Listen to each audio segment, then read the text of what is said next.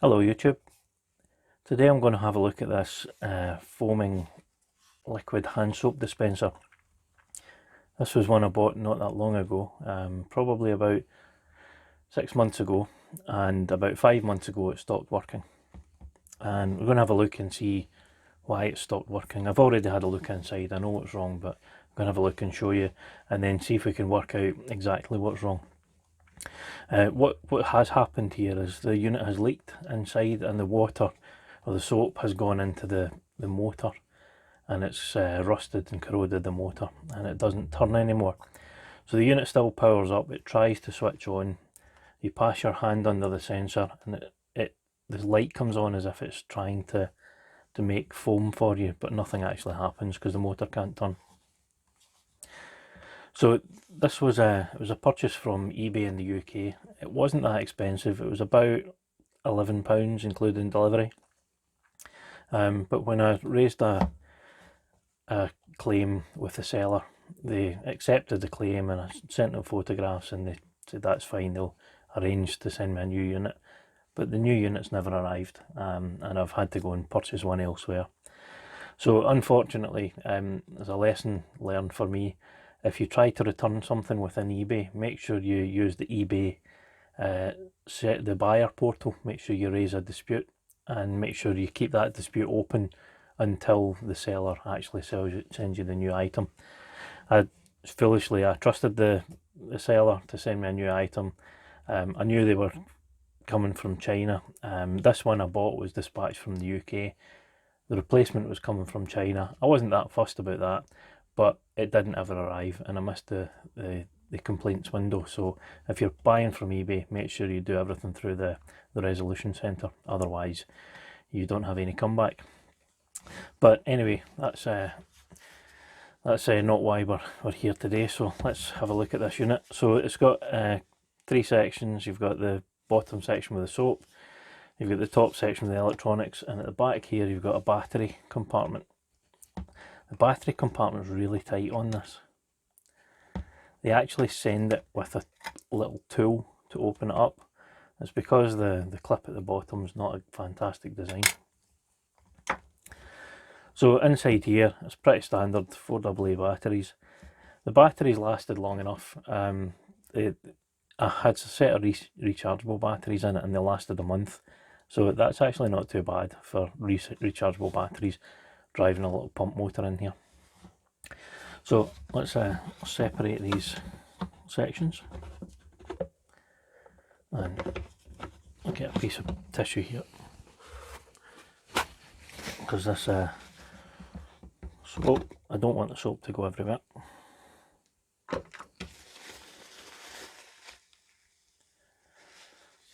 Okay, so this little silicone tube at the bottom, it just dips into the reservoir to pick up the soap. I think let's just take that off. That's going to be the messiest part. Pop that out of the way. The section at the bottom here, there's a big rubber bung. So this part sits up against the top of the bottle, against here, and that will provide a watertight seal so that if you tip the unit over, the soap doesn't spill out. But what we're looking for is in the top here. It's quite easy to open, you just put a bit of pressure on the case and it pops open fairly readily. There. Okay, so inside here we have circuit board at the top, and I can see the connections aren't the best. You can probably see that. Battery connections already worse for wear. I think that's supposed to be at 90 degrees to the board, like so. This the red one here is the battery connection, and it just goes down to those AA battery holders. There's nothing else on that, it's just just a set of connections. The other connection here, the 2-pole connection, goes to the motor, so that just drives the pump. And this 4-pin cable here goes to a little header, a little daughter board here, so it's for the infrared sensor. So I'm going to just pop that off for now. Have a look in this board. Now I'm not going to reverse engineer the board. If you want to know what the board does, Big Clive already looked at one of these units, and I'm pretty sure he reverse engineered the board. The board's relatively straightforward. You've got power in, there's power regulation, there's a little chip that then monitors the sensor, sends an output to the pump, and this section over here just drives the pump. That's all it does. It also has control for, it has inputs for this touch button here. The touch button's a nice touch button. It's moulded into the case, so it must have a capacitive coupling effect. When you touch the case, it detects that, and that switches the unit on and off. The inside of the case, so you've got this little cable. Let me get this cable out of the way. You get this cable, this 4-pin cable, goes to the small daughter board. You've got the output to the pump. Let's see if we can get a driver small enough to get these off.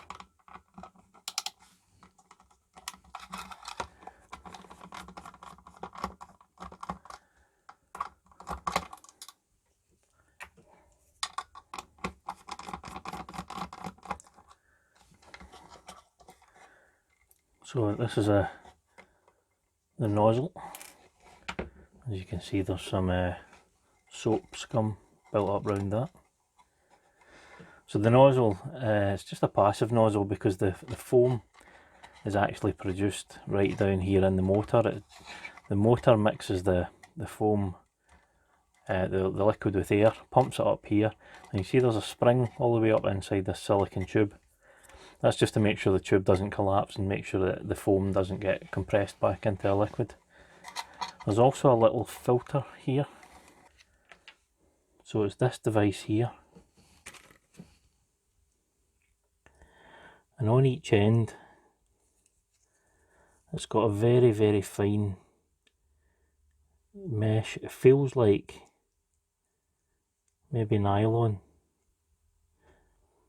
That's some sort of plastic mesh that's just glued on either end.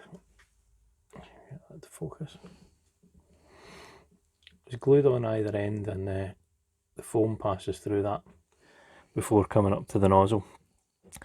So that's got to be just to regulate the bubble size and to make sure it comes out as a nice even foam.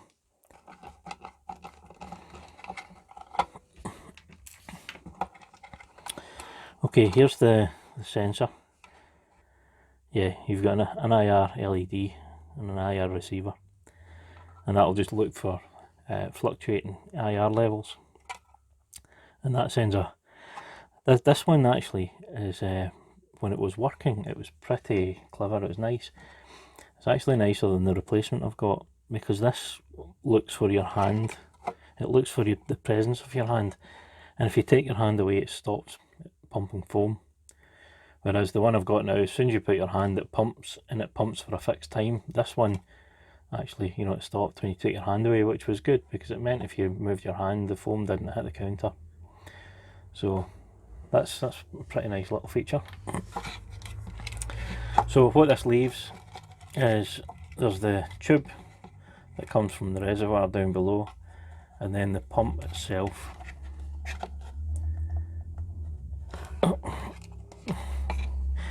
And as you can see, there's a significant amount of rust in there. You can have a look at the state of the motor. Now, I think what's happened with this is the motor is installed this way up. So the water is on the top, or the soap, if you like. If they designed it so that the pump was like this, if anything leaked out, it would just leak out into the bottom of the case, and it would mean that it would take a long time before the water reached this level here, where it would actually destroy the motor in the way it has. And you could have had a little overflow hole in the side, and if that leaked out, you would know there was a problem. So there's lots of things they could have done. They could have had it leak back into the tank, but they didn't. So they had it installed this way up, and as you can see there are 3 screws that hold the whole assembly together.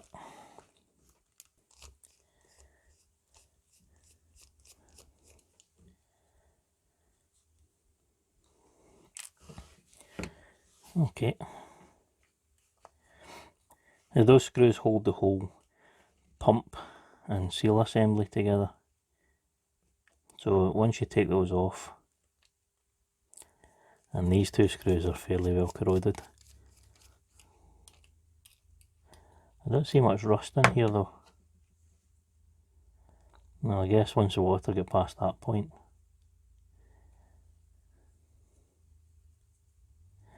I do see discoloration here on the upper sections of the pump. So you've got this part at the bottom, when the motor rotates, you can see that's off centre. It does, well, it's still rotating a little bit. So as that rotates, it drives this round and it pumps these 3 bellows, these little silicon bellows here, pumps each of them in turn. And that's how the pumping action works, and we'll take this apart in a second and see if we can see anything obvious that's leaked.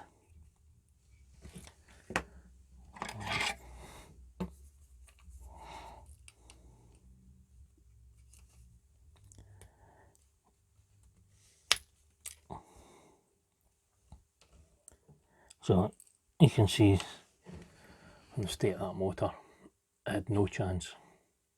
Oh, there's a lead come off. The corrosion's obviously got into the leads as well. So this motor has no chance of being salvaged. It is gone. There's both leads off. Okay, let's have a look at this section then, see if we can find out where it leaked from. So the bellows section here actually looks quite clean. And you see the 3 bellows are different design. You've got 2 that are large, and then there's one that's smaller. It appears to be, the main part of it appears to be above. Let's see if we can, see if we can separate that part first.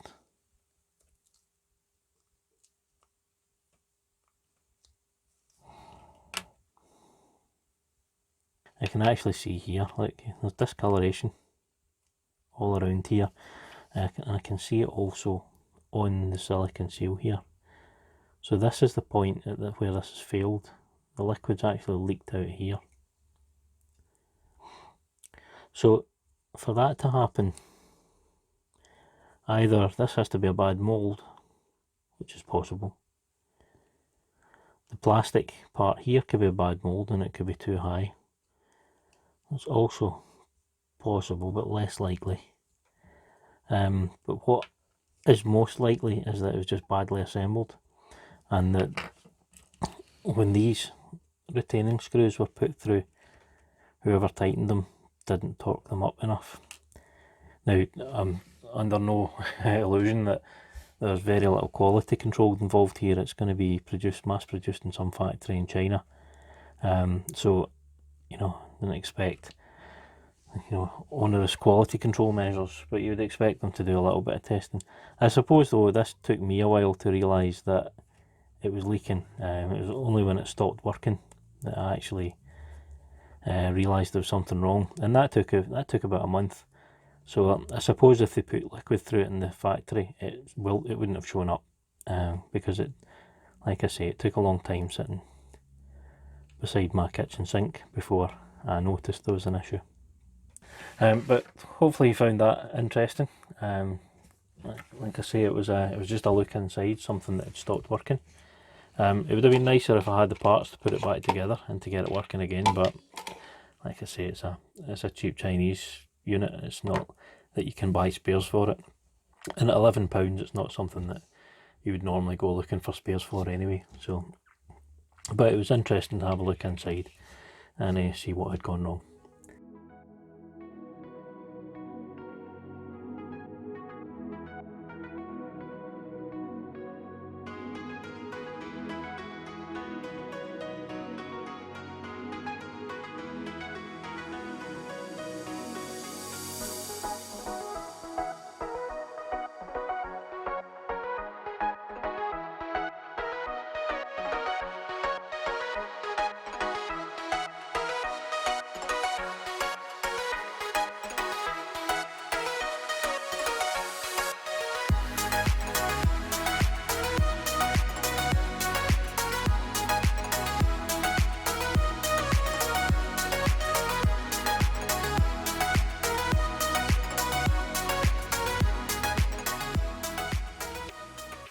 Okay, so I've put the motor back together. It seems to be working. I've glued everything back in, soldered the cables back onto the motor. So let's just put these back the way they were originally installed, like so.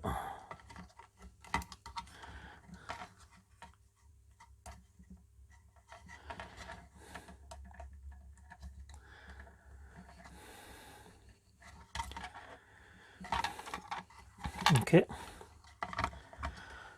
put the lid back on.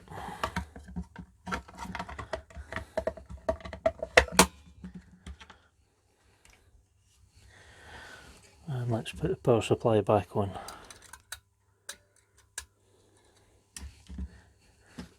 Let's see what we get this time. Switch unit back on, blue light. Ah, that's more like it. Yeah, you can see that's a thick, creamy, good dollop of foam every time now. That's exactly, let's see if I can show you that. That's exactly the way it was before. So that's not a result I was expecting. I thought I was just going to show you what had gone wrong with this unit. But I wasn't expecting to be able to recover that motor. I thought it was definitely too far gone. It probably won't last forever because the motor, once it gets some corrosion, as soon as it gets any more moisture, it'll continue to corrode. So I'm not expecting it to last forever, but at least it's brought it back into service. So that's a decent result for my failed £11 soap dispenser. So there we are. So all I need to do now is find some batteries for it, and it's ready to put back into the bathroom or the kitchen. Thanks for watching. If you enjoyed my video, please consider subscribing, and I'll see you next time.